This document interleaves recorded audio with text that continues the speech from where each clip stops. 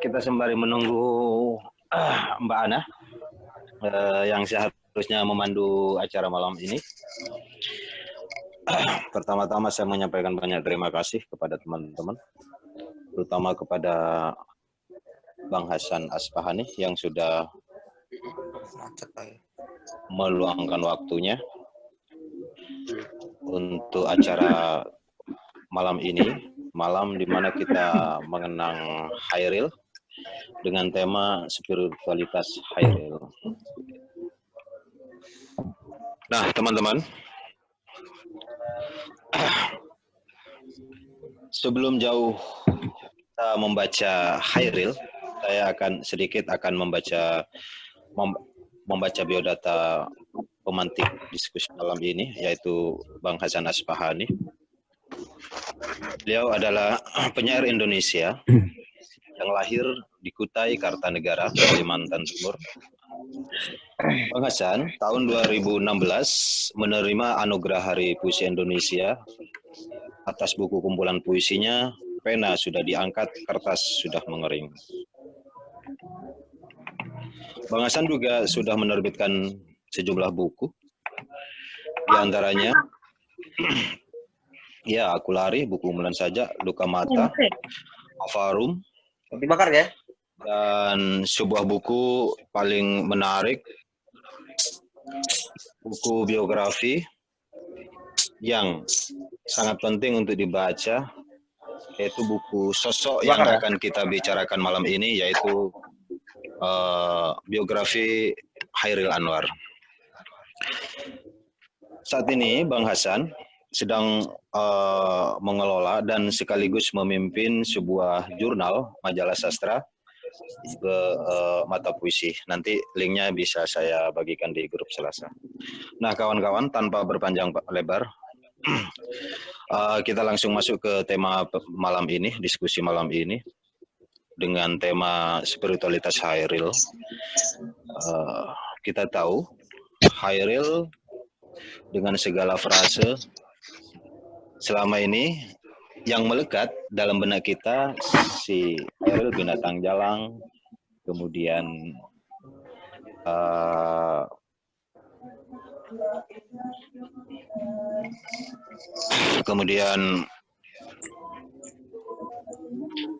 hedon dan lain sebagainya.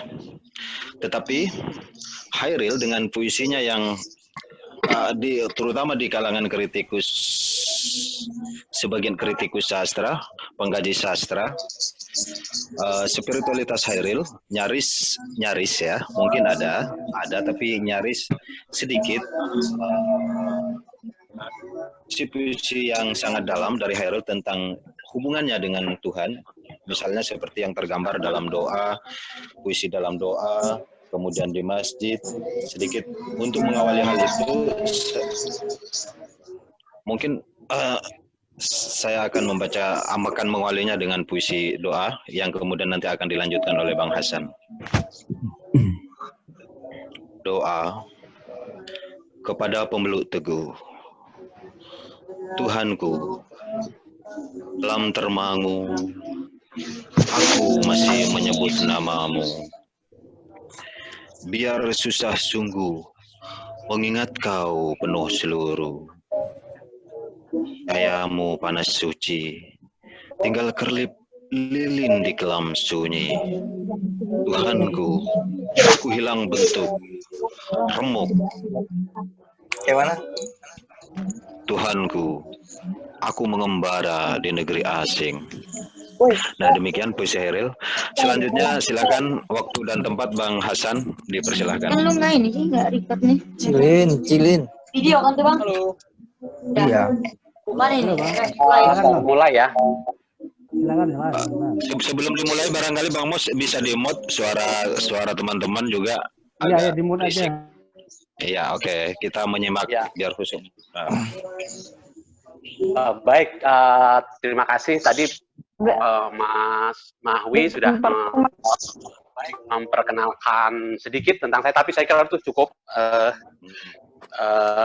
Saya menulis buku Hairil buku terbit tahun 96, kemudian menulisnya kira-kira setahun lebih, belum terbit, ada setahun mencari penerbit gitu. Dan saya sebenarnya bosan bicara tentang Hairil, tapi ketika diminta malam ini bicara soal spiritualitas, saya kok iya ya, saya tidak bicara soal ini di buku saya ya gitu. Jadi masih menarik buat saya dan membuat saya harus membaca lagi. Ini benar-benar nggak terpikir oleh saya ketika memberi bab khusus sisi spiritualitas Hairil di buku saya ini. Saya tidak bicara banyak, nanti kita bisa diskusi gitu.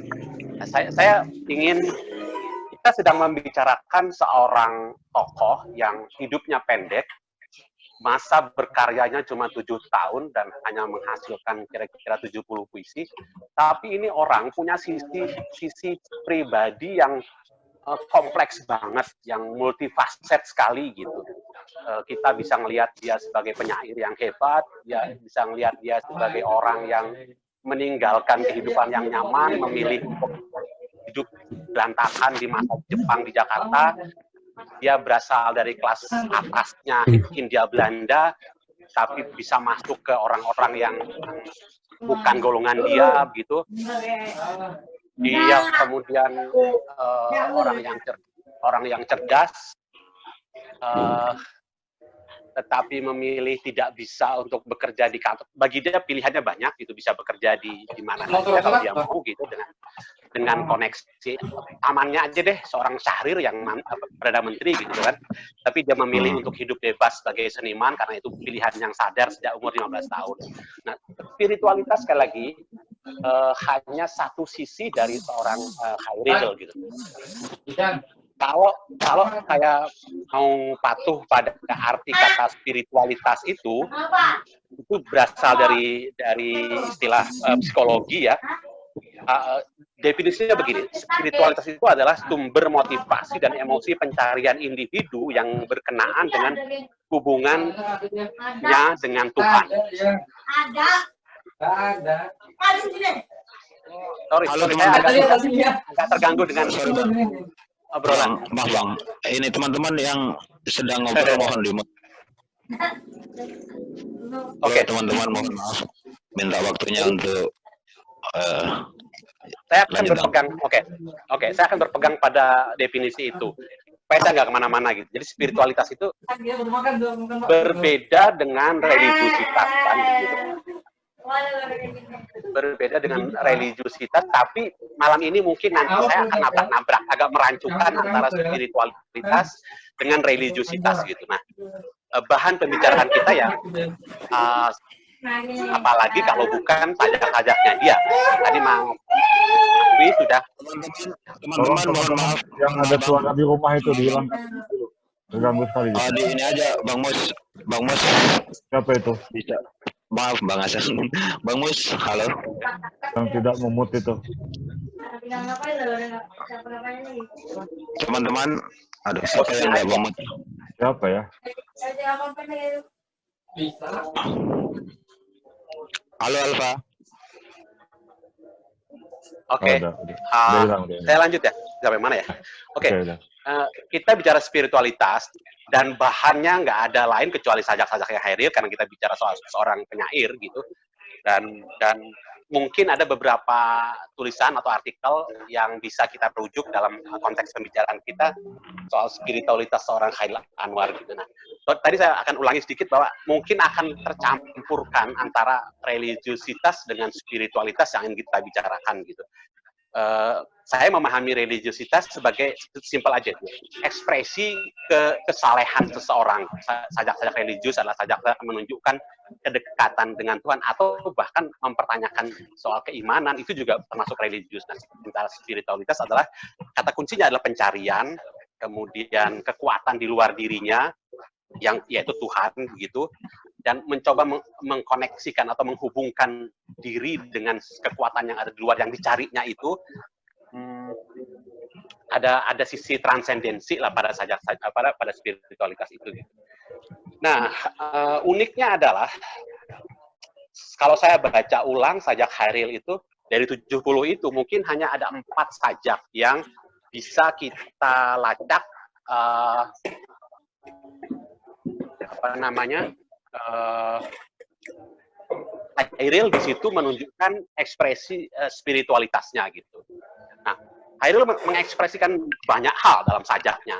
Eksistensialis kita udah tahu lah, sajak aku tuh bicara apa lagi kalau bukan itu kan. Sajak-sajak yang banal gitu, mengekspresikan banalitas percintaan gitu, bahkan syahwat kata Subagio Sastrowardoyo. Orientasinya Hairil itu jelas barat gitu kata. Ini saya mengutip Subagio dan saya setuju dengan Subagio dalam sosok pribadi dalam sajak itu gitu. Nah, dari 4 sajak tadi yang saya bilang, 3 sajak itu ditulis tahun 43. Tahun-tahun awal kira-kira Hairil mulai bersajak. Atau tahun 43 itu adalah tahun-tahun yang sangat produktif bagi Hairil. Itu tahun yang paling banyak Hairil menulis sajak pada tahun itu. Tahun 46 baru kemudian tahun kedua produktifnya Hairil gitu. Nah, sajaknya yang pertama muncul yang bisa kita sebut sebagai ciri-ciri di mana Hairil tidak segan-segan menunjukkan spiritualitasnya begitu. Sejak bulan Februari 43, sajaknya judulnya Suara Alam. Tidak secara khusus bicara soal ketuhanan seperti sajak yang doa pada pemeluk teguh tadi, tapi di sajak itu Hairil menyebut kata Allah, ada diksi Allah di situ gitu. Di bait terakhirnya, ya Allah badanku terbakar, segala samar, aku sudah melewati batas, kembali pintu tertutup dengan keras. Nah, bait penutup ini dengan kata Allah tadi dan ada pilihan diksi imaji pintu itu nyaris sama dengan sajak tadi yang dibacakan Mas Mahwi, doa kepada pemeluk teguh tadi. Nah, doa kepada pemeluk teguh itu pun sajak yang ditulis tahun 43, tahun yang sama dengan sajak yang Suara Malam tadi gitu. Jadi di bait terakhirnya doa itu kan, Tuhanku di pintumu aku mengetuk, aku tidak bisa berpaling. Jadi tetap ada imaji pintu. Nah, nanti kita bahas imaji pintu dalam relasi Hairil dengan Tuhan, dalam relasi ekspresi spiritualitasnya Hairil menjadi penting kita telusuri ini. Kenapa pintu ya gitu, kenapa mengetuk ya gitu, kenapa pintu tertutup dengan keras ya gitu. Nah, sajak ada 2 sajak yang ditulis Hairil tahun 43. Satu lagi adalah sajak yang juga ditulis tahun 43. Sajaknya judulnya di masjid. Di masjid itu juga ditulis tahun 43. Jadi tahun-tahun ini adalah tahun Hairil sangat gelisah dengan spiritualitasnya, sangat masa-masa mencari banyak hal, mencari eksistensi, mencari tapi spiritualitas juga menggelisahkan Hairil pada tahun-tahun ini. Di masjid itu, ini sajak yang paling ekspresif dari sisi religiusitas dan spiritualitas menurut saya. Nanti kita bisa diskusi. Di masjid, ku seru saja dia sehingga datang juga. Kami pun bermuka-muka, seterusnya ia menyala-nyala dalam dada. Segala daya memadamkannya, bersimbah peluh diri yang tak bisa diperkuda. Ini ruang gelanggang kami berperang, binasa membinasa, satu menista lain gila. Buat saya ini sajak yang satu ekspresif, satu bukan sisi spiritualitas Hairil yang liar gitu, yang dia tidak menolak keberadaan Tuhan, tapi dia ingin dia di sajak ini tuh bayangkan Tuhan di apa namanya, di gelanggang berperang. Ruang di masjid itu adalah gelanggang berperang. Jadi artinya ya ada keraguan terhadap kehadiran, tapi nggak bisa mengelak juga gitu. Nah, ini sajak ditulis antara sajak yang tadi, yang pertama tadi, dan Suara Malam, pasrah kan begitu, atau sajak yang doa tadi, sajak yang di pintumu aku mengetuk, aku tidak bisa berpaling. Akhirnya Hairil juga tidak bisa mengelak kok dari bahwa dia adalah makhluk Tuhan, bahwa dia adalah manusia yang memang nggak bisa berpaling, dan dia mengetuk pintu, artinya pengen masuk kok, pengen dekat kok, pengen ketemu kok sama Allah itu gitu. Nah, pemakaian kata Allah itu menarik gitu. Di sajak lain kan Tuhan gitu kan, dan pakai Allah ya gitu. Nah, saya menemukan sajak terjemahannya Hairil, Konrad Aiken yang fragmen yang ada bait, sajaknya berjudul Prelude to Attitude. yang kita mengenalnya sebagai sajak rahmen, yang di bait terakhir sajak itu ada kata yang bukan penyair tidak ambil bagian. Itu di sajak aslinya nggak ada, tapi Hairil menambahkan bait itu. Ada kata God di situ, for the sake of good apa gitu. God di situ, God, God itu dalam terjemahannya Hairil tidak memakai kata Tuhan, tapi Allah gitu. Lebih aman pakai kata Tuhan sebenarnya kan, karena God yang dimaksud icon jelas bukan Allah mungkin gitu, tapi God dalam huruf besar. Nah, Hairil memakai kata Allah. Nah, tapi sajak ini diterjemahkan setelah sajak yang apa tadi suara malam itu yang di situ pakai Allah. Jadi Hairil nggak segan-segan kok memakai kata Allah itu dalam sajak, bahkan dalam sajak terjemahan. Nah itu sisi lain bahwa Hairil adalah orang yang Hairil tidak segan mengekspresikan sisi spiritualitas dan religiusitasnya di dalam sajak-sajak. Seperti juga dia tidak segan mengekspresikan sisi lain dari dirinya gitu, eksistensial, bahwa dia orang yang religiusitasnya Hairil seorang pluralis, jelas keimanannya nanti kan dia menulis sajak kisah yang berdekatan banget dengan sajak doa itu. Kepada Nasrani sejati itu tubuh mengucur darah, tapi ini imajis dia hanya menggambarkan kesannya dari barangkali melihat patung Yesus begitu yang disalib dan dia membayangkan darah mengucur. Nah itu imajinasi banget, jelas itu tidak ada gitu. Sisi lain religiusitas, bahwa religiusitasnya adalah religiusitas atau spiritualitas yang pluralis. Dia bukan orang yang fanatik dengan itu, tapi dia punya, yang pasti saya tidak ragu mengatakan Hairil punya sisi spiritualitas itu dan tidak ragu mengekspresikan sisi itu sebagaimana dia mengekspresikan sisi lain dari kehidupannya itu di dalam sajak-sajaknya.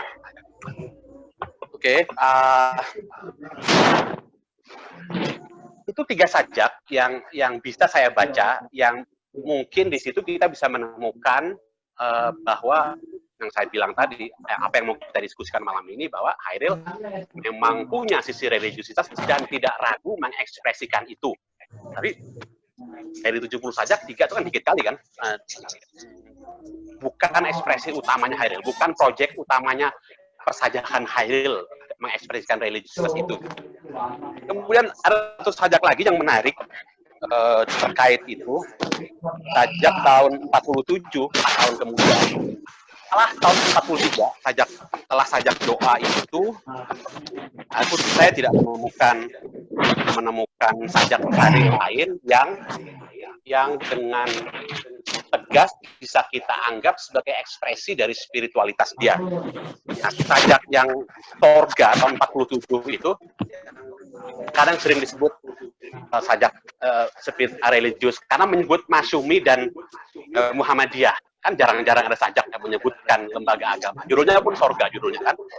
Seperti ibu plus nenekku juga, tambah 7 keturunan yang lalu, aku minta pula supaya sampai di sorga. Yang kata Masyumi, Muhammadiyah, sungai susu dan bertabur bidari 1000. Juga modus pengucapan yang menarik ya, memasukkan kata Muhammadiyah dan Masyumi itu menarik menurut saya gitu. Itu mungkin apa ya, kalau sekarang kita memasukkan kata apa gitu di dalam sajak kita gitu yang kalau tidak puitis, tapi karena memang Hairil perlu mengucapkan itu gitu, dia masukkan ke dalam sajak itu. Dia memprotes sebenarnya, mengkritik sifat beragama yang formal, yang dogmatis, bahwa sorga itu bertabur bidadari 1000, mengalir sungai Tustuk, meskipun itu ada dalam Al-Quran ya. Tapi Hairil berlindung di balik kata-kata yang kata Masyumi dan Muhammadiyah. Wah, itu cerdas banget tuh, berbalik di balik kata-kata itu, berlindung di balik kata-kata itu, dan dia mengkritik sifat formal beragama. Nah, ini sajak unik. Sajak ini ditujukan kepada Basuki Resobowo dan ditutup sajak itu dengan kata-kata mempertanyakan soal bidadari yang di sorga itu gitu. Di situ lagi siapa bisa mengatakan pasti di situ di sorga, maksudnya memang ada bidadari suaranya berat menelan seperti Nina, punya kerlingnya jati atau Yati, saya nggak tahu, Yati kayaknya gitu ya. Ditulis di Malang tahun 47, 3 tahun setelah 3 sajak, yang tiga-tiganya ditulis pada tahun 43 tadi kita bicara yang saya sampaikan tadi gitu. Nah, saya membaca kayak apa ya, memoarnya Basuki Resobowo yang tinggal di Prancis, di Paris dan Amsterdam bolak-balik gitu. Dia menulis memoar gitu. Dia orang yang eksil ya, terbuang setelah 66 gitu. Sajak ini, kata Basuki Resobowo, ditulis Hairil setelah Basuki itu pelukis. Basuki Resobowo itu membuat pameran sama pelukis lain, dan Basuki kemudian memamerkan satu lukisan nudes, lukisan telanjang. Hairil datang ke pameran itu dan melihat lukisan itu dan lama termenung. Ini kesaksiannya Basuki ya. Di depan lukisan itu kemudian Hairil, Basuki, Bas, aku pamit ya. Aku terinspirasi lukisanmu. Aku mau menulis sajak tentang itu. Sajaknya ya sajak ini. Ternyata sajaknya religius gitu. Sajaknya aku nggak tahu gimana modusnya, gitu. Menarik banget ya, sajak lukisan telanjang, nude gitu. Kemudian menginspirasi Hairil yang menulis sajak religius, atau ini kayak apa ya, kayak sajak juga religius juga, sajak mempertanyakan sikap beragama, sajak sosial lah, sajak sosial religius lah gitu, mempertanyakan sifat beragama yang dogmatis itu gitu. Nah, 47 dia menulis sajak yang modelnya berbeda dengan sajak 3 sajak yang kita bicarakan, yang ditulis Hairil pada tahun 43 itu. Terakhir, saya mau menutup pemancing diskusi ini dengan, kalau tadi spiritualitas itu adalah pencarian terhadap kekuatan di luar diri atau pertemuan dengan sesuatu yang ideal, kalau itu spiritualitas menurut istilah dalam psikologi, maka kan maut itu kepercayaan pada maut, penerimaan pada maut, menurut saya bisa dikatakan sebagai bagian dari spiritualitas juga. Nah, kalau itu bisa kita terima, asumsi itu, maka di akhir hidupnya Hairil sebenarnya menutup hidupnya dengan karya-karya yang sangat spiritualis. Dia udah menerima maut, bahkan meramalkan kematiannya sendiri kan, di karet daerahku yang akan datang.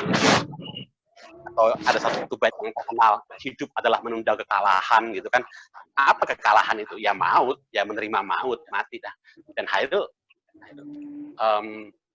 di akhir hidupnya yang masih muda itu 27 tahun, sampai pada kesadaran bahwa ya kita nggak bisa menolak maut, kita pasti akan bertemu dengan maut. Artinya kita akan bertemu dengan dia yang menguasai hidup kita, dia yang menguasai Allah, yang orang yang dia sudah tidak lagi bertempur gelanggang yang ditulisnya di sajak di masjid yang ditulisnya tahun 43 itu gitu. Nah, kesimpulan saya adalah Hairil satu orang yang memang nggak segan-segan mengekspresikan sisi spiritualitas dan religiusitas dalam dirinya, meskipun dia orang yang juga sangat juga tidak segan-segan mengekspresikan kecintaannya pada dunia, bagaimana dia menikmati dunia, menikmati sajak tentang percintaannya ditulis dengan, menurut Subagio itu bahkan vulgar begitu, dan bagaimana dia berorientasi ke barat, ke Eropa, dan sangat Eropa menurutnya si Subagio begitu. Tapi toh akhirnya orientasi Eropa itu ketika sampai di sana pada sajak-sajak tahun 43, 45, 46 itu, tahun 47 dia kemudian tidak mencari itu lagi karena nggak ada sajak Hairil yang menurut saya, pembacaan saya yang mengekspresikan sisi spiritualitasnya dia. Tapi di akhir hidupnya tahun 49 Hairil hanya menulis 5 sajak, semuanya dibayang-bayangi maut. Dan kalau maut itu dianggap sebagai bagian dari spiritualitas, kepercayaan pada sesuatu yang kuat di luar dirinya, di di luar diri kita begitu, maka ya Hairil mengakhiri hidupnya dengan suatu pencapaian spiritual yang kuat menurut saya gitu. Lagi-lagi ini bisa diperdebatkan, tapi itu pembacaan saya, itu yang ingin saya tawarkan sebagai bahan diskusi. Itu Mas Mahwi, silakan, mudah-mudahan cukup. Terima kasih.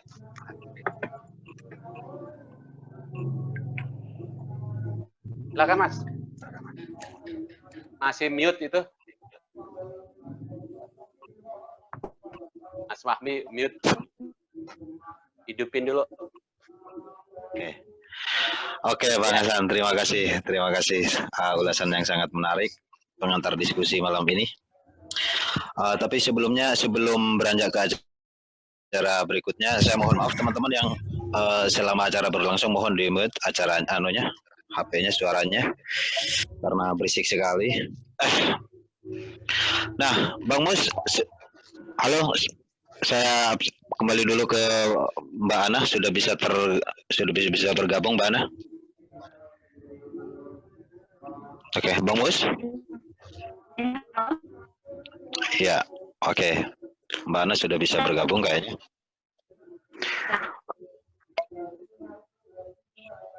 Baik teman-teman, beberapa kesimpulan, beberapa poin yang perlu kita diskusikan malam ini dan mungkin juga ditambahkan oleh teman-teman tentang apa yang disampaikan oleh Bang Hasan tadi, sisi lain spiritualitas Hairil dalam sajak-sajaknya dia, bagaimanapun sekalipun ia dikenal dengan frase-frase aneh dialamatkan kepadanya, tetapi di satu sisi beliau seorang penyair yang tidak malu-malu memasukkan bahkan kata-kata Allah terhadap sajak-sajaknya dan nilai spiritualitas dalam sajak-sajaknya tergambar dalam beberapa sajak.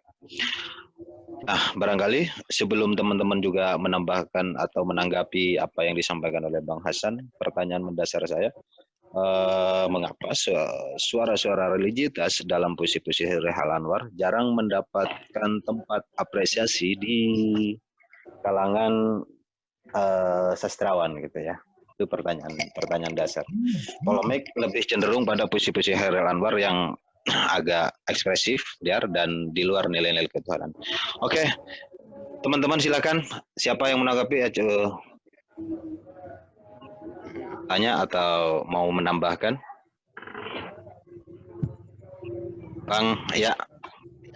Bang Faisal, silakan. Ya, oke. Terima kasih Bang Hasan. Saya banyak belajar juga dari Anda. Tapi yang jelas, sejak awal Hairil menjadi puisi wajib di sekolah-sekolah, yang dikenalkan oleh guru sejak SD, SMP, SMA adalah puisi Hairil yang menggambarkan Hairil itu adalah orang bebas, tidak terikat apa-apa. Puisi aku, kemudian Hairil dikenalkan sebagai orang yang romantis, gerai cemara, sebagainya. Hampir tidak pernah diungkapkan keterlibatan Hairil dengan agama, kecuali puisi Isa. Makanya ketika puisi Isa ditampilkan, pun Hairil itu agamanya apa, gitu kan?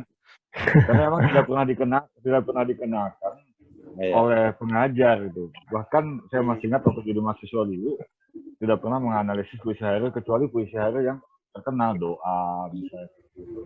Nah, ketika beberapa puisi yang Bang Hasan kenalkan misalnya di masjid gitu ya, ini kan seru banget. Dia menyebut masjid, nggak ada puisi Hairil menyebut gereja misalnya, tidak ada menyebut kuil apa. Di sini jelas bahwa masjid identik dengan Islam. Ya. Dan ketika puisi doa yang masih sebenarnya puisi doa juga mau ditafsir doa kepada Tuhan yang mana juga tidak jelas. Tapi ketika dia menyebut Allah itu tadi, orang juga mengatakan bahwa Hairil ternyata Islam.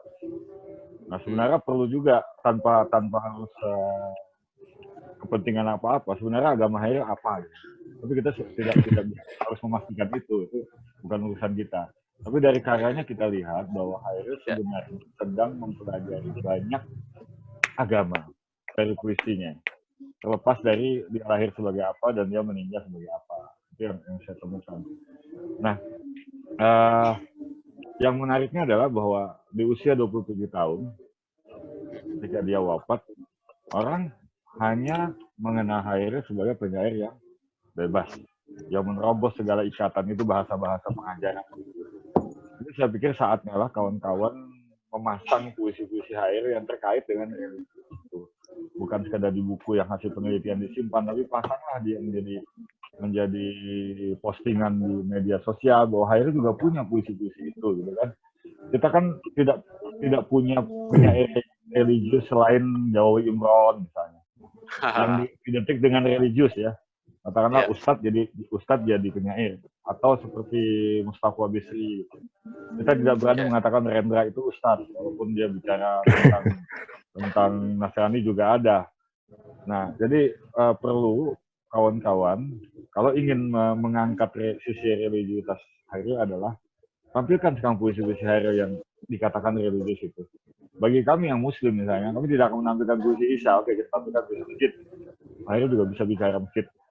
Ini penting, supaya jangan stereotip bahwa Hairil itu adalah hanya bicara soal kebebasan. Tapi demikian Lisanakku Hasan Asfahani dan Bang Mahwi, itu dulu. Oke, makasih banyak Bang. Ya, seruan yang menarik juga, apalagi di tengah bulan puisi, bulan puasa, bulan puisi. Benar. Kita lagi puasa puisi nih, harusnya. Bulan puasa boleh juga ditampilkan puisi Hairil Anwar yang dalam tanda kutip terlupakan, puisi-puisi yang bernada spiritualitas tadi itu. Nah, sebelum melanjutkan saya ingin memastikan ke Bang Mus. Ini karena waktunya 43 menit biasanya ya, Zoom itu ya. Bang Mus, halo Bang Mus. Ya, lanjut dulu aja. Ya lanjut, ini masih lama ya, masih bisa berlanjut. Tadi aku coba ngeset yang tak terbatas itu. Semoga berhasil. Oke, ya kita berdoa malam ini bisa. Sambil subuh kayaknya bisa juga ini. Tapi nanti kita lihat berhasil apa tidak. Oke, nanti kalau misalkan terputus tiba-tiba nanti akan dihubungkan lagi teman-teman ya. Oke, teman-teman yang mau menambahkan sebelum saya berikan ke Bang Hasan.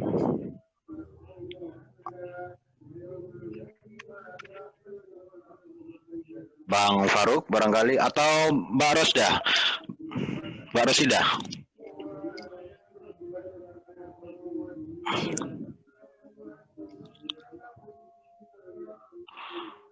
Ya, oke teman-teman, kalau baru sudah menambahkan atau mau menanggapi, silakan Bang, Mbak. Ya, terima kasih. Ini nggak apa-apa ya, nggak pakai video. Halo. Jangan dong. Sebaiknya pakai video, Mbak. Iya, Pak. Iya, punten, karena memang tidak prepare ya untuk tampil dengan video, menampilkan ini. Ya, tapi intinya begini, karena tadi juga paparan Bang Hasan juga ini ya, kalau buat saya itu jadi memang memantik banyak hal ya di kepala saya tentang masalah spiritualitas.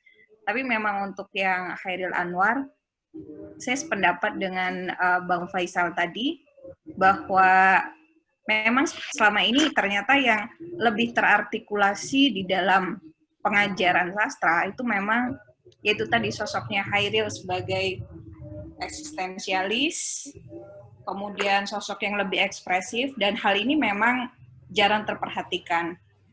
Nah, terus tadi saya juga sempat mengecek, memang betul bahwa baik jurnal maupun skripsi yang digarap sama mahasiswa, selama ini tuh memang tidak pernah menyentuh permasalahan spiritualitas maupun religiusitas Hairil.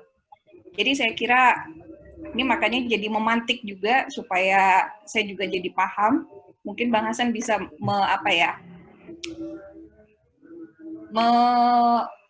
tadi karena paparannya juga sudah cukup jelas, ada puisi-puisi yang memang sangat clear gitu ya, memperlihatkan betapa kontradiksi yang dialami oleh Hairil ini juga pasti ada kaitannya dengan sisi pribadi, tapi juga pengalamannya selama penjajahan Jepang dan juga selama agresi militer mungkin ya.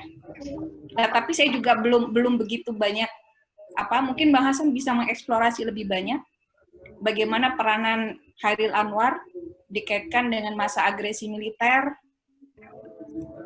Ada kaitannya kah dengan spiritualitas ini tadi?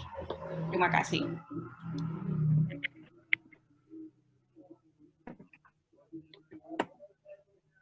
Mas Mahwi mute itu. Bang Mus, karena Mbak Rosida tidak menampakkan wajah, akhirnya Bu Ruliana Novita juga menghilangkan wajahnya. Oke, teman-teman, ada lagi yang kita teman-teman ada yang mau menambahkan, mau menanggapi sebelum saya sampaikan, sebelum Bang Hasan? Ya. Ada? Oke, ada dua, Bang Hasan.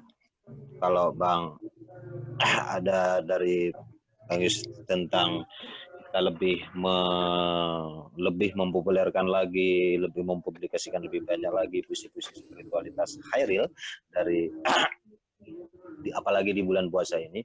Kemudian juga pertanyaan dari Mbak Rosida, beliau dosen bahasa di UIN. Ya. Tarif Hidayatullah, itu menarik. Dan juga tentang apa yang ditanyakan, bagaimana peranan Khairil di masa jajahan Jepang ini. Sebetulnya di buku Bang Hasan juga sedikit dikutip itu ya, tentang bagaimana pergulatan Khairil di masa itu ya. Nanti mungkin ada 1 atau 2 bab. Ini sedikit promo, mungkin bisa menghubungi untuk membelinya. Sudah beli, Bang. Sudah beli. Bang. Sudah beli kalau itu. Sudah beli. Tadi hubungannya dengan agresi militer ya, masa agresi militer sebenarnya. Ya, agresi militer. Ya. Oke, Bang. Ya. Lanjut, Bang. Oke, Bang Zulfaisal, saya suka pertanyaannya gitu ya. Ya, Isa-nya Khairil itu adalah Isa dari sudut pandang seorang Muslim. Tapi tapi bisa diterima juga oleh orang Nasrani.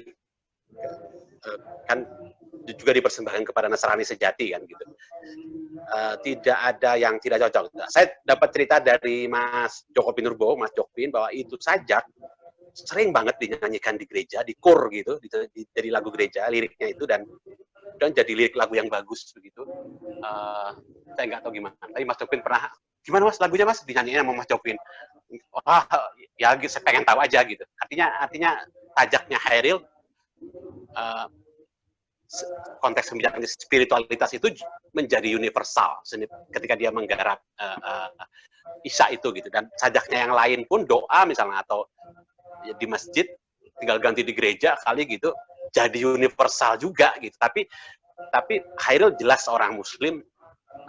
Kalau mau dikulik bisa tuh dicari rujukan di dalil naklinya bisa ketemu tuh.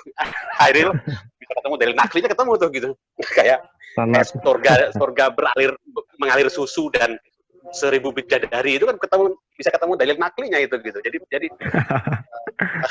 Khairil pasti membaca, dia orang membaca segalanya lah, membaca Quran juga pasti gitu kan.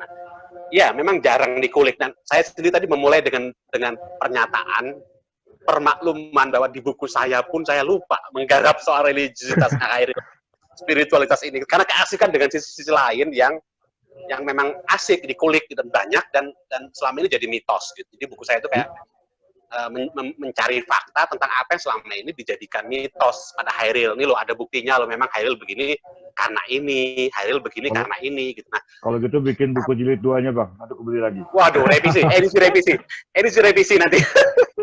Gara-gara diskusi malam ini. Oke, sajak di masjid itu berdekatan dengan sajak Isya kan, atau doa sajak di masjid. Nah, itu menurut ceritanya yang saya bisa telusuri di buku saya gitu, waktu itu Khairil memang sedang dekat dengan seorang mentor yang lebih tua dari dia, namanya LK Bohang, ya kan. LK Bohang itu Kristen, orang Manado, konon tidak bisa berbahasa Melayu, bisa bahasa Belanda doang gitu, tapi ketika di Batavia kerja di Pujangga Baru bisa berbahasa, bisa kerja di Balai Pustaka apa ya gitu, bisa berbahasa Melayu belajar gitu, tapi mereka jadi mentor untuk pikiran-pikiran teologis, filsafat pada masa itu gitu. Nah, karena mungkin dari dia didapat bahan sajak Isya itu gitu. Nah, ada cerita bahwa dia dan LK Bohang suatu malam jalan ke masjid apa yang di Jakarta Utara itu ya, masjid masih ada sekarang, heboh-heboh dulu. Luar Batang, Masjid Luar Batang. Itu masjid kuno tuh. Nah, di masjid itu konon, kalau kita telusuri faktanya, ditulis setelah mereka berkunjung ke sana dan pulang, Khairil menulis sajak di masjid, LK Bohang menulis sesuatu yang dimuat di Almanak Seni tahun 44 atau 43 kalau nggak salah. Jadi itu tanggalnya sama. Ini kayaknya di buku saya menyimpulkan bahwa itu sajak ditulis bareng setelah melakukan perjalanan ke Masjid Luar Batang itu gitu. Masjid Luar Batang sekarang masih ada gitu. Nah, itu saya kira Bang Zul memang menarik gitu. Tapi cerita itu ada, tapi dalam konteks asbabun nuzulnya sajak itu, tidak dari konteks spiritualitas dan religiositasnya Khairil. Saya kira kita perlu tambahkan bab baru gitu. Bang Zul Faisal, sarannya saya dengarkan, saya catat. Saya catat. Oke. Itu ya menarik. Soal agak di luar pembicaraan ya soal revolusi fisik tahun 45, 49 Khairil gitu. Lagi-lagi di buku saya kan saya menyimpulkan bahwa Khairil terlibat itu dari sajak-sajaknya juga, sajak yang belum buntu malam. Kan itu ditulis di buku nggak dicantumkan, tapi ketika dimuat di majalah itu di bawahnya dikasih keterangan markas api. Markas api itu kan yang sekarang Gedung Joang Menteng 31 itu kan gitu. Menteng 31 atau 30 ya. Nah, jadi Khairil ikut terlibat di situ dan saya juga ketemu dari ceritanya Des Alwi, anak angkatnya Syahrir itu. Mereka punya pistol kok gitu, punya pistol yang Khairil kemana-mana dulu orang biasa aja pakai pistol kan. Jadi setelah Belanda keluar, terusir, dirampas senjata gitu, bagi-bagi, lu pegang satu pistol, lu pegang satu. Khairil tuh yang sajak sudah dulu lagi, tangan tak lepas dari petikan bedil. Tapi kemudian sajaknya kan, bahwa Khairil seolah ingin bilang bahwa aku nggak bisa pegang pistol, bukan itu peganganku gitu. Seolah-olah ingin bilang gitu. Jadi dari ceritanya si Des Alwi, dari sajak itu, kemudian saya simpulkan memang Khairil ikut terlibat secara fisik begitu, dan sajak-sajaknya yang patriotis lah begitu, kan ditulis tahun 47-an gitu. 47 itu puncak-puncaknya revolusi fisik kan begitu kan, kayak persetujuan dengan Bung Karno gitu kan. Itu bayangan saya adalah sajak yang dia tulis berdasarkan ingatan atau setelah dia mengambil jarak 2 tahun dari proklamasi. Coba, proklamasi itu peristiwa kurang besar apa peristiwa itu? Tapi Khairil tidak ada sama sekali menulis sajak tentang proklamasi gitu. Sama sekali tidak ada. Tahun 45 itu dia bahkan hanya menulis sajak cinta. Ada 4 apa 5 sajak. 46 pun juga sajak-sajak cinta yang dia tulis gitu. 47 baru dia menulis, Bung, ayo beri tangan gitu. Aku sekarang laut, aku sekarang zat di zatmu di laut kami berlayar. Nah, menurutku itu sajak bagaimana dia memuja Soekarno, mengagumi Soekarno, mengekspresikan kekagumannya kepada Soekarno berdasarkan pengalaman melihat Soekarno pidato di lapangan Ikada, bukan proklamasi. Karena menurut saya pada saat proklamasi di Pegangsaan di 57 itu Khairil nggak datang, seperti Syahrir juga nggak datang gitu. Nah, kan di Ikada itu kan September tanggal berapa lupa ya, 46 gitu. Pramudia datang, Khairil ada jejak juga dia hadir di situ, Tan Malaka juga hadir, dan Soekarno membuktikan bahwa dia bisa mengendalikan massa yang konon 300.000 itu gitu. Sekarang pulang, pidatonya cuma 5 menit gitu, dan tunggu perintah dari pemimpin. Sekarang pulang semua dengan damai, dan di situ Soekarno membuktikan bahwa dia memang pemimpin yang ditaati oleh rakyatnya gitu kan. Dan Khairil kemudian menurut saya melihat itu 2 tahun kemudian menulis sajak persetujuan dengan Bung Karno dengan sebagus itu ya, sajak revolusi yang mengagumi. Meskipun Soekarno dan Syahrir adalah orang yang tidak cocok kan, Soekarno diberhentikan, bahkan dipenjara oleh Khairil kena gitu. Kalau dari sajaknya sih itu yang bisa saya lacak jejaknya si Khairil dalam konteks revolusi fisik itu ya gitu. Itu mudah-mudahan menjawab. Oke. Sebelum dilanjutkan, saya kembali ke Bang Mus. Halo Bang Mus, masih on? Yes, gimana? Oke. Barangkali Bang Mus akan menambahkan. Oh enggak lah. Dan ada sesuatu yang perlu Saya jadi disampaikan. pendengar aja. Silakan, Bang. Kang Mus, ayo Bang. Iya langsung. Kang Mus. Ya, Jadi pendengar ini aja nih, jadi pendengar aja. oke. Silakan teman-teman lain aja, teman-teman lain. Oke, teman-teman. Sebelum dilanjutkan ke sesi berikutnya, barangkali ada teman yang mau baca puisi.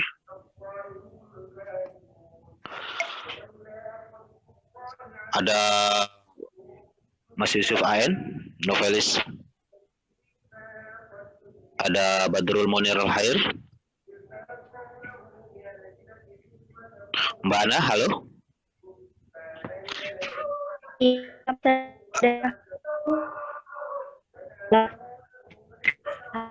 Suaranya putus-putus, Mbak Ana. Jadi netnya aku nyambung. Oke. Mbak Ruliana, kalian mau baca puisi? Ada yang mau baca sih, enggak. Itu namanya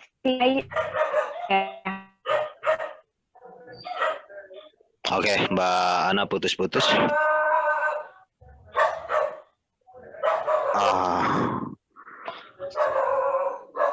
Oke, teman yang mau baca puisi tadi, Mas siapa tadi yang terdaftar di grup? Oke, kalau nggak ada, kita lanjutkan perbincangan malam ini.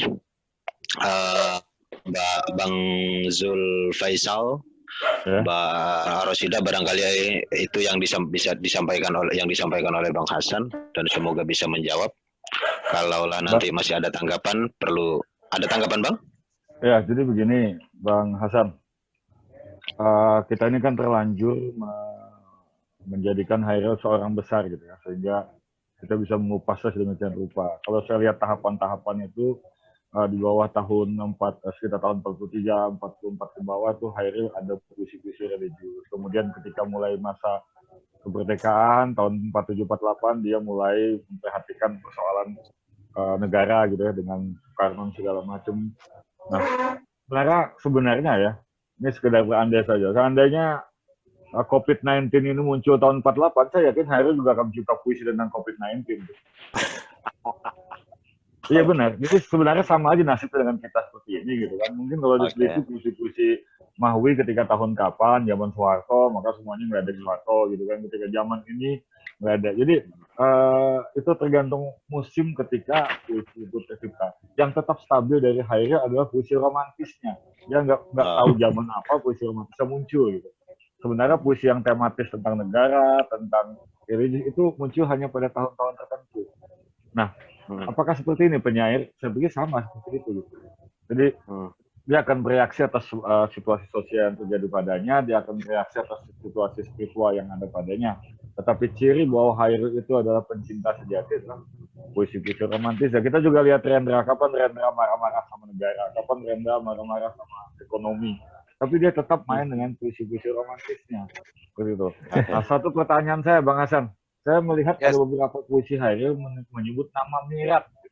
Dan itu tidak tergantung tahunnya. Mirat, Anda bisa jelaskan nggak? Itu sosok apa Mirat? Beberapa puisinya ada. Namanya susah sekali. Ya. Oke, itu aja Bang Hasan. Oke, langsung Bang Hasan. Ya Mirat itu kan pacarnya gitu.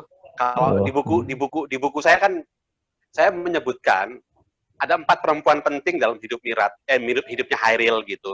Ya. Dan banyak perempuan disebut dalam sajak, ada 7 apa 8 apa 9 nama perempuan yang muncul dalam sajak Hairil gitu, yang tapi ada 4 yang menurut saya penting dan itu dipentaskan oleh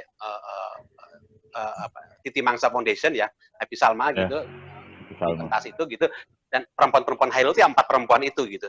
Nah, salah satunya Mirat. Nah, Mirat ini adalah perempuan yang merupakan cinta terbesarnya Hairil menurut Masya Allah. Dan patah hati terbesarnya Hairil.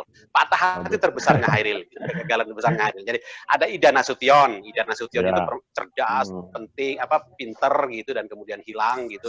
Saya baru baca liputannya si Tirto gitu, dan memang Ida itu memang hilang.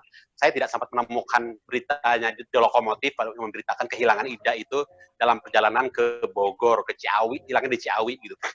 Nah, Ida ini menolak cinta Hairil, tapi dia bisa menjadi teman debatnya Hairil, sama cerdasnya begitu, dan Ida juga menulis banyak hal tentang sastra, menerjemahkan karya-karya berbahasa Perancis juga, seperti Hairil juga menerjemahkan sajak Perancis, Hemingway ya, Hemingway bukan Amerika, ada satu yang dia terjemahkan André Gide atau siapa gitu, dan kayak diadu-adu nih Ida sama Hairil nih, diadu kecerdasannya gitu, tapi Ida menolak. Ida tuh kayak lo bukan tipe gue lah gitu, kira-kira gitu, tapi berteman dengan baik gitu.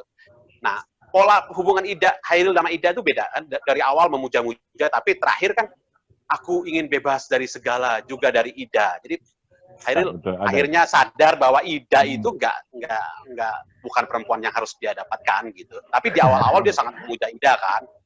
Kasian banget Ida ya ditulis-tulisin. Kayaknya Ida sudah meninggal itu Idanya waktu ya. sajak itu ditulis gitu, 43. Perempuan kedua yang dari hubungannya dengan Hairil kita bisa melihat kepribadian Hairil adalah Sri Ayati. Sri Ayati itu perempuan cantik, pinter gitu kan, sekolah di Fakultas Sastra UI, masih belum sastra namanya gitu, masih itu penyiar radio Jepang gitu kan.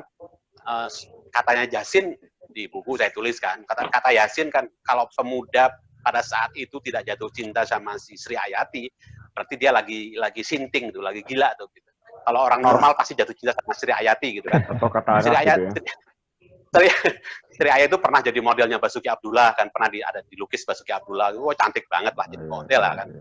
Nah, tapi Sri ini udah punya tunangan gitu. Tapi makanya Hairil kan tidak membenci Sri.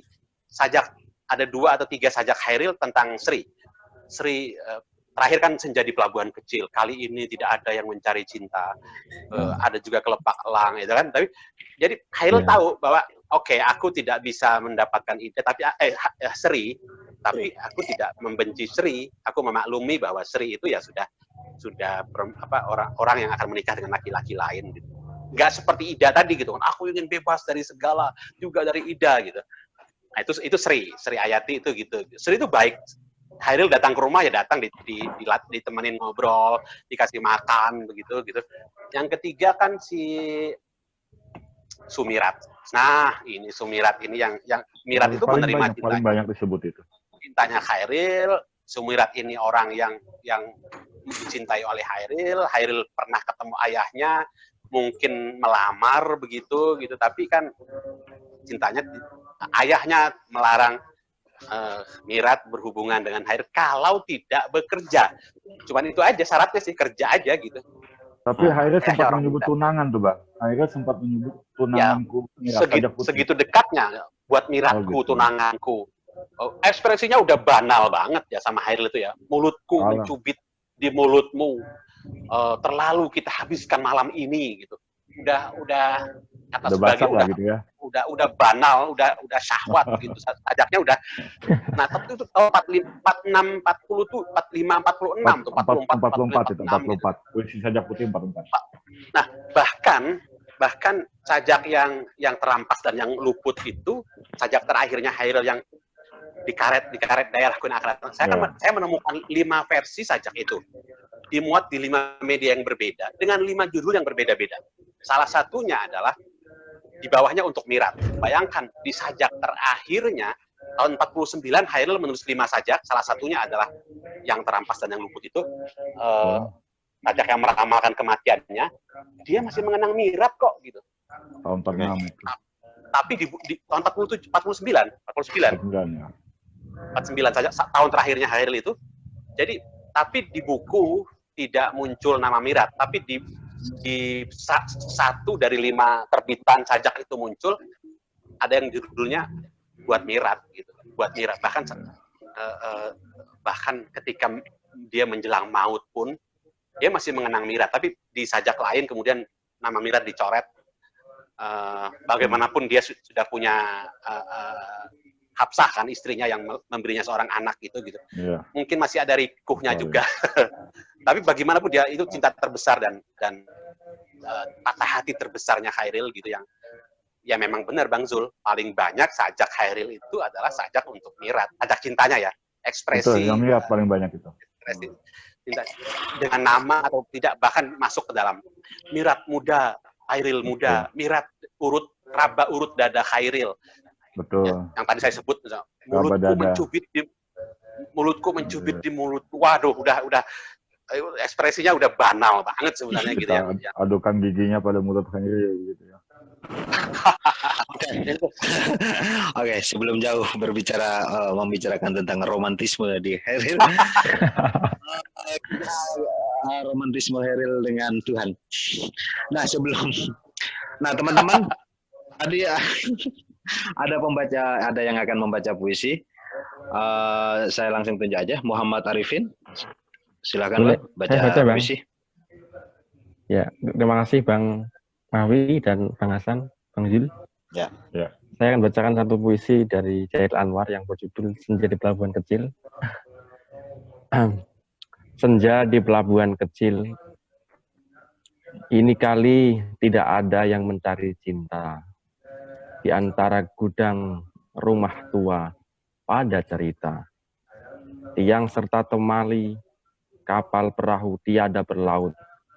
Menghembus diri dalam mempercaya maut berpaut. Gerimis mempercepat kelam, ada juga kelepak elang menyinggung muram. Desir hari, lari berenang, menemu bujuk pangkal akanan. Tidak bergerak dan kini tanah dan air tidur hilang ombak. Tiada lagi aku sendiri berjalan menyisir semenanjung. Masih pengap harap sekali tiba di ujung dan sekalian selamat jalan. Dari pantai keempat, seduh penghabisan bisa terdekap. Chairil Anwar 1946. Terima kasih Bang Mahwi. Oke. Terima kasih Muhammad Arifin. Ada teman lagi? Mas Faruk? Mau baca? Tidak harus baca puisinya Hairil.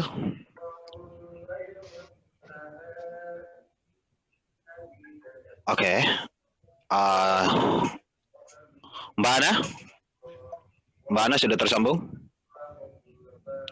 Oke. Mungkin ini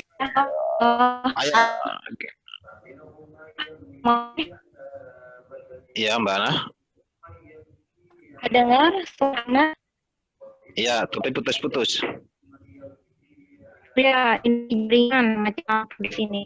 Tadi yang mau berpuisi itu mungkin ada yang kan tadi. Putus-putus Mbak Ana. Suaranya putus-putus. Oke, teman-teman, saya mewakili Mbak Ana.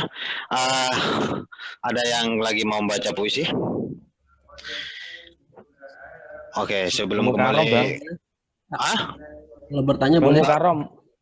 Bang Hasan nanti. Mukarom mana tadi? Mukarom, Bang Mukarom. Halo. Mas Mukarom. Gresik.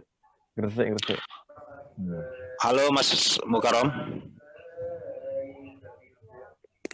Mana Mukarom? Oke. Apa kalau bertanya masih boleh? Bang Mahwi? Boleh, silakan. Ya ke Bang Hasan. Ya, terima kasih Bang Hasan atas penjelasannya tadi, Bang. Ya. Saya ada beberapa pertanyaan, Bang. Pertama, seberapa besar sih pengaruhnya Amir Hamzah terhadap puisi-puisi spiritual Chairil Anwar? Karena saya lihat begini, Bang.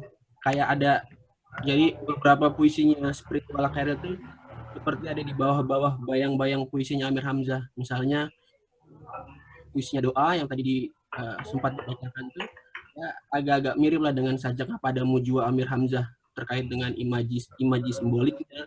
Kayak unsur-unsur puisinya atau kayak suasana batinnya itu agak-agak miripan tuh, atau yang lainnya tuh seperti surganya Chairil tuh ya kayak agak-agak sama lah inti dengan doa poyangkunya Amir Hamzah, atau suara malam tadi juga yang sempat disebutkan juga kayaknya ada hampir mirip dengan hanya satunya Amir Hamzah secara simbolik gitu. Artinya seberapa besar gitu pengaruhnya si Amir Hamzah terhadap puisi-puisi Chairil gitu, Bang.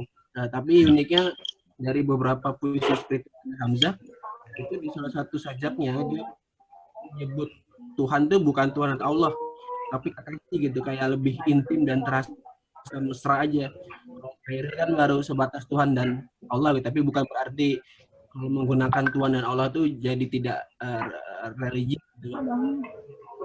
Kedua, nah, si Khairil ini dia membuat sajak spiritual itu betul-betul datang dari sanubarinya, ungkapan ekspresinya yang betul-betul karena dia rindu mungkin akan Tuhan atau kegelisahan akan Tuhan, atau hanya permainan kata-kata biasa aja gitu, Bang, dari Khairil ini. Nah, itu yang kedua sih, Bang. Nah, sebenarnya dari beberapa sajak tadi yang disampaikan Bang Hasan tentang spirituasnya sajak-sajak Khairil, ada 2 sajak lagi sih, Bang, yang agak-agak spiritual dari Khairil. Pertama, kalau ya sebenarnya ini sajak saduran ya, kepada peminta-minta itu ya dia nggak menyebut Tuhan atau Allah, tapi dia gitu, Bang. Itu juga agak-agak dalam itu. Yang kedua, nah dalam lagu Siul yang pertama, nah sebenarnya lagu Siul ini kan ada 2 tuh. Nah yang pertama itu, nah ini yang mungkin yang paling dalam dari seluruh sajak spiritual Khairil, karena dia menyebutkan laron pada mati terbakar di sumbu lampu. Aku juga menemu ajal di cerlang matamu. Nah kalau kita memisahkan ke lagu Siul 2, itu ungkapan laron yang terbakar di sumbu cahaya itu ungkapan yang sangat dalam aja, Bang, kalau dalam tasawuf gitu. Kalau istilah sufi itu ya kayak semacam pengembalian, kayak kita balik ke Tuhan aja gitu, Bang, kayak kita mendekati cahaya terus mati di pelukan cahaya itu. Menurut saya itu agak-agak dalam, dan pertanyaan saya, dari mana Khairil menemukan kata laron itu, Bang? Maksudnya apakah di zaman akhir itu banyak penyair semasanya menggunakan tamsil atau istilah-istilah laron dalam sajaknya gitu. Apakah dia ngambil dari beberapa barat atau timur gitu? Ya. Ini sih, Bang. Oke, terima kasih Mas Dwi. Bang Hasan bisa langsung dijawab ya. Ada 3 pertanyaan ya soal pengaruh Amir Hamzah terhadap persajakan Khairil. Khairil sendiri dalam sebuah esainya kan memang mengakui bahwa dia mengagumi Amir Hamzah gitu. Dan ada akar kultural yang membuat kita bisa paham kenapa itu terjadi gitu. Mereka sama-sama dari Sumatera Barat, Khairil dari Medan, Amir Hamzah dari Langkat gitu, yang budayanya adalah Melayu tentu saja begitu. Mereka dua-duanya juga mendapat pendidikan Barat, HIS, dan nanti Mulo, meskipun Khairil tidak tamat sekolah Mulonya. Mereka juga punya tradisi sajak-sajak Melayu itu sangat menguasai tentunya gitu, Amir Hamzah dan Khairil. Nah, ada satu buku yang bagus banget, mengulas tuntas banget gitu soal intertekstualitas bahasannya itu antara Khairil dengan tadi yang disebutkan sajak Khairil mana yang sangat berintertekstualitas dengan sajaknya Amir Hamzah. Bukunya Abdul Wahid BS kalau nggak salah, itu bukunya dia membahas bagus banget tuh hubungan intertekstualitas antara sajaknya Khairil yang tadi disebutkan bahkan gitu dengan sajak-sajak yang tadi juga disebutkan Amir Hamzah itu gitu, bisa di sini. Tapi gini, satu, Khairil memang mengagumi operasi bahasa dalam sajak-sajak Amir Hamzah yang dia sebutkan destruktif terhadap bahasa lama. Nah, seberapa destruktifkah gitu, tapi banyak pengamat yang bilang bahwa memodernkan bahasa Melayu dalam sajak yang dimulai oleh Amir Hamzah itu dilanjutkan atau diselesaikan oleh Khairil Anwar gitu dalam sajak-sajaknya. Jadi itu gini, Amir Hamzah itu melakukan pembaharuan terhadap sajak-sajak Melayu, estetika sajak Melayu yang dia kuasai betul gitu. Tapi Amir masih berdiri di wilayah sajak Melayu. Dia misalnya sudah mengabaikan rima yang tidak lagi tertib gitu. Rimanya bisa ABBB atau tidak ABAB lagi, tidak AA lagi, tapi bisa mulai tidak tertib kalau rujukan adalah syair Melayu gitu. Amir Hamzah sudah mulai melakukan pembaharuan menurut saya, tapi dia masih berdiri di Melayu itu. Khairil melakukan pembaharuan dengan dia melompat, tapi landasan lompatannya adalah sajak Melayu juga, sama seperti Amir Hamzah, atau bahkan dia berdiri di tempat yang sama dengan sajak-sajaknya Amir Hamzah, tapi dia melompat mencari orientasi budaya lain, yaitu budaya Barat itu gitu. Makanya aku muncul begitu kuat dalam sajaknya. Tapi bahwa betul intertekstualitas antara sajak Amir Hamzah dan Hairil pada beberapa sajak tadi yang disebutkan bisa dilacak dengan penemuan yang sangat menarik. Baca bukunya Abdul Wahid BS kalau nggak salah. Iya dia, pasti dia. Aku lupa judul bukunya, nanti cari. Itu buku lama kok, dan itu bagus banget bicara soal intertekstualitas. Itu satu. Yang kedua sajak lagu Siul tadi ya. Lagu Siul itu, nah lagu Siul ini sajak yang menarik. Ya, mu-nya di situ memang bukan mu-nya huruf besar. Nah, bisa perempuan, bisa Tuhan. Saya mungkin agak kelewatan membaca ini, tapi gini, lagu Siul itu sajak yang unik. Jadi begini, mula-mula ditulis tahun 43, tak sepadan judulnya gitu. Kemudian pada tahun 45 itu dia tulis lagi bagian pertamanya. Jadi sajak yang ditulis tahun 43 itu jadi bagian keduanya lagu Siul itu gitu. Jadi ini sajak kayak ditambahin. Nggak tahu kenapa yang menjadi bagian pertama pada sajak lagu Siul itu adalah sajak yang baru ditulis. Harusnya kan yang lama taruh di atas, yang baru taruh di bawah kan gitu. Ini enggak gitu. Jadi sajak yang lama ditaruh bagian kedua, yang baru taruh di atas gitu. Jadi yang laron tadi itu sajak bagian baru, penggal pertama di lagu Siul, yang bagian keduanya adalah sajak tak sepadan, yang sebenarnya adalah sajak lama yang ditulis tahun 43 gitu. Nah, mengingat bagian keduanya itu yang masih bicara soal cinta, saya agak ragu. Kita bisa beda pendapat ya. Saya agak ragu bahwa ini adalah sajak ekspresi spiritualitas atau religiusitas Hairil. Tapi tafsiran itu sama sekali tidak salah. Tafsiran bahwa laron itu adalah memuat kandungan filsafatnya Hairil, nah sah saja gitu, sangat sah tafsiran itu gitu kan. Laron pada mati terbakar di sumbu lampu, aku juga menemu ajal di cerlang cahaya matamu, heran ini badan yang selama berjaga habis hangus di api matamu, bukannya tidak tahu saja gitu. Mengingat Hairil menggabungkan sajak itu dengan sajak kedua yang ditulisnya duluan sebenarnya gitu. Aku kira beginilah nantinya kau kawin beranak pinak gitu. Saya pengen berdiri di sisi pendapat saya bahwa ini lebih banyak ekspresi cinta kasih, ekspresi hubungan antar manusia, antar laki-laki perempuan. Tapi kita bisa beda pendapat. Saya menghargai tafsiran tadi itu gitu. Bisa juga begitu gitu. Yang satu lagi apa ya? Saya lupa tadi ya. Pertanyaan yang satu tadi apa tadi ya?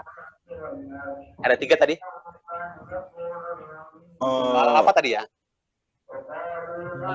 Ini Bang, si Hairil itu membuat sajak prioritasnya betul dari dalam hatinya terdalam sanubari atau memang dia kata-kata aja gitu? Ya, kalau itu jawaban saya tegas menjawab, Hairil tidak pernah bergenit-genit dengan sajak. Hairil tidak pernah kenes dengan sajak. Dia menuliskan sesuatu yang memang ingin dia tuliskan. Dia memang menuliskan sesuatu yang ingin dia ekspresikan, termasuk ekspresi spiritualitas atau religiusitas itu gitu. Makanya kan tadi Bang Zul Faisal juga udah menandai kan gitu. Pada era-era tertentu dia merespons zamannya gitu. Dia bukan sekedar bergenit-genit dengan ekspresi pribadi gitu kan, bahkan ekspresi pribadi pun jadi ekspresi zamannya kan. Sajak aku ditulis tahun 41-42 gitu kan, itu kan Jepang masuk dan ternyata Jepang ternyata kejam juga ya gitu kan, disensor, nggak boleh muncul pertama kali sajak itu kan, diganti semangat gitu. Ini sajak ngajak orang ngelawan Jepang nih gitu. Bahkan sajak ekspresi personal pun, individualis itu pun bisa menjadi ekspresi zamannya gitu, ekspresi melawan kekuasaan yang ternyata lebih kejam gitu. Nah itu gitu. Jadi kalau itu saya tidak ragu mengatakan bahwa semua sajak Hairil adalah jujur. Dia ingin mengucapkan itu gitu. Bahwa tadi kan saya udah mencoba memetakan tahun 43 itu tahun-tahun Hairil begitu gelisahnya dengan sisi spiritualitasnya. 43 itu umurnya baru 21 tahun ya. Orang yang lagi mencari jati diri lah gitu kan. Pertanyakan soal, tapi tahun 45, 46, 47, wah dia asik merayakan ekspresi cinta kasihnya kan, banalitas menikmati. Ayo jangan singgah di situ, tuaknya. Wah, sangat carpe diem lah, menikmati hari ini gitu. Kita menikmati hidup, menikmati dunia gitu kan. Terakhir itu tadi saya bilang petanya adalah dia kembali ke sisi religiusnya. Kalau memang maut itu adalah bisa kita anggap sebagai ekspresi religiusitas gitu, kerinduan atau kepasrahan menerima bertemu dengan orang yang kuasa di luar diri yang selama ini dicarinya gitu. Itu saya itu gitu. Pendapat saya itu gitu. Hairil bukan permainan kata-kata. Tadi juga sajak yang di masjid sama Isya itu kan tadi ada ceritanya gitu, ada asbabun nuzulnya kenapa dia menulis itu sajak di masjid. Misalnya dia memang berkunjung ke masjid luar Batang yang sakral itu sampai hari ini masih dikeramatkan kan gitu. Dan kemudian dia pada tahun-tahun itu dia menulis sajak yang di masjid itu gitu. Itu mudah-mudahan Mas Arifin ya tadi. Ya, oke, Bang Hasan, terima kasih ulasan yang menarik dan diskusi yang menarik tentu saja. Nah, sebelum ini tampaknya waktunya sudah habis. Sebelum saya tidak perlu juga menyimpulkan, saya kembalikan dulu kepada secara formal. Saya tutup dulu diskusi malam ini. Sekali lagi saya menyampaikan banyak terima kasih kepada Bang Hasan juga kepada teman-teman. Selanjutnya saya serahkan kepada Mbak Ana. Halo Mbak Ana.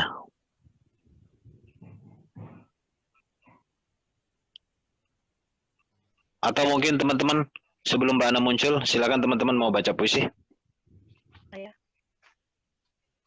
Oh, oke, silakan. Baca puisi, mungkin baca aja tuh. Oh ya. Lupa namanya di grup itu. Iya, aku nggak buka itu ya. Iya. Iya. Ayo teman-teman yang tadi mendaftar baca puisi, ayo. Ayo. Saya. Oke, silakan. Aku Hairil Anwar. Kalau sampai waktuku, ku mau tak seorang akan merayu. Tidak juga kau. Tak perlu seduh sedang itu. Aku ini binatang jalan dari kumpulannya terbuang. Biar peluru menembus kulitku, aku tetap meradang, menerjang. Luka dan bisa ku bawa berlari. Berlari hingga hilang pedih, perih. Dan aku akan lebih tidak peduli. Aku mau hidup 1000 tahun lagi.